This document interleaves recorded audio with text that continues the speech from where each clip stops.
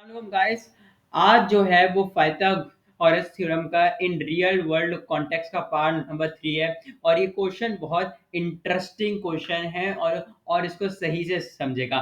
Solution जब मैं करूंगा तो बहुत आसान लगेगा, लेकिन जब समझाऊं तो वो मेन मेन चीज है, क्योंकि अभी तो समझ में आ जाएगा, बाद में जाके जो है वो आप लोग ये भूल जाओगे। ठीक है, अब समझो क्या कह रहे हैं। Devi folded a sheet of paper into an envelope. एक उसका शीट ऑफ पेपर था, उसने एक एनवलप, यार पेपर तो नहीं लग रहा है, ये आप पेपर समझ लो। ठीक है, उसने इसको एनवलप में फोल्ड कर दिया as shown in the figure. ठीक है, ये समझो कि पूरा पेपर था, यहाँ से कॉर्नर उठाए यहाँ पे रख दिया और ये एक एनवलप बन गया।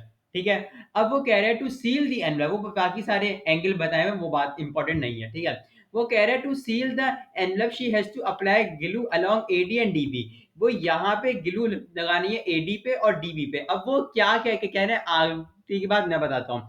वो कह रहे हैं उस टोटल लेंथ की मुझे ये बता दो कि टोटल लेंथ इतनी है जिस पे ग्लू लगनी है, वो कौन कौन सी लेंथ है, एडी और डीबी। मतलब कि हमें निकालना क्या है, एडी और डीबी। तो मैं इसको नाम दे देता हूँ जेड और मैं इसको नाम दे देता हूँ टी।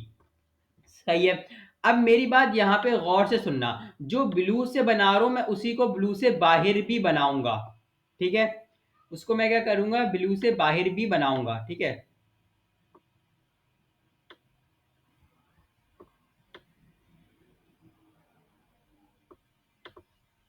सही है। अब यहाँ पे अगर आप नोटिस करो ना, यहाँ पे अगर आप नोटिस करो तो ये वाली लेंथ और ये वाली लेंथ इक्वल है, क्योंकि क्या बोला गया है, ए ई इज इक्वल। ये जो मैं हाईलाइट कर रहा हूँ ये वाली चीज पढ़ो। अरे यार ये तो कुछ ज्यादा ही डार्क हो गया, ये कर लो। एक सेकेंड, बस एक second. A E is equal to A D, मतलब कि जितना ए ई है उतना ही ई डी भी होगा। तो ई डी है कितना, मैं एक बाहर जो है वो इसको निकाल के बना देता हूँ। ठीक है,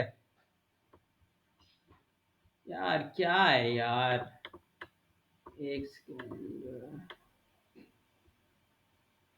सही सही है। अब मैंने क्या बोला कि यहाँ पे 8 है, तो जब ये भी सेम है तो ये भी 8 होगा। ठीक है, और मैं यहाँ वैल्यू निकालना चाह रहा हूँ z की। अब मुझे बताओ z की वैल्यू निकल पाएगी या नहीं निकल पाएगी। बिल्कुल आसान वैल्यू है, कैसे निकलेगी ये देखो।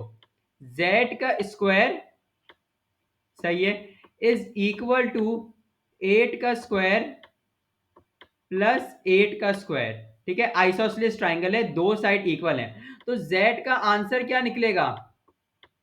सही है, z का आंसर भी बता देता हूं। 8 का स्क्वायर प्लस 8 का स्क्वायर, आंसर निकल जाएगा 11.3। आंसर क्या निकलेगा, 11.3। सही है, इसको आप प्यारे से डब्बे के अंदर जो है वो बंद कर दें।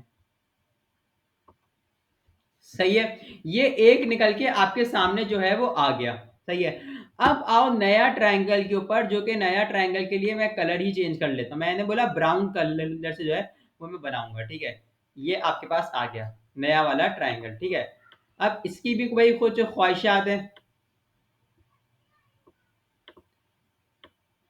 इसका कहना है भाई कि मुझे जो है वो टेढ़ा क्यों बनाया। ठीक है, तो भाई इसके लिए मैं इसको सीधा भी कर देता हूँ भाई।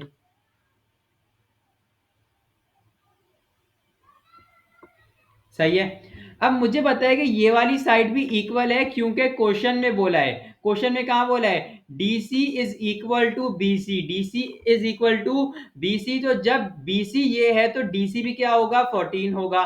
तो मैं इसको जो है वो बाहर बना देता हूं। ठीक है, मैं इसको जो है वो बाहर बना देता हूं।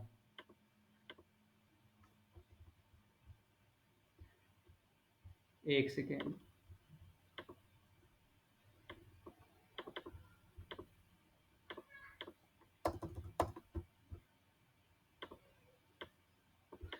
मैंने बोला कि ये भी एक ट्रायंगल है, लेकिन ये वाला ट्रायंगल कुछ ऐसे बन रहा है।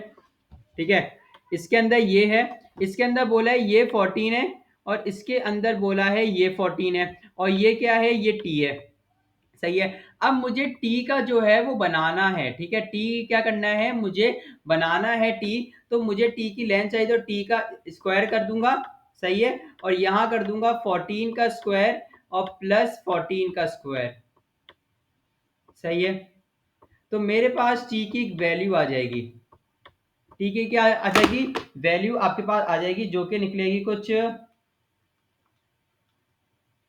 19.8। क्या निकलेगी? 19.8 निकल जाएगी। ठीक है, जब ये निकल गई मैं इसको भी पिंक बॉक्स में जो है वो बंद कर देता हूं ताकि खूबसूरत लगे।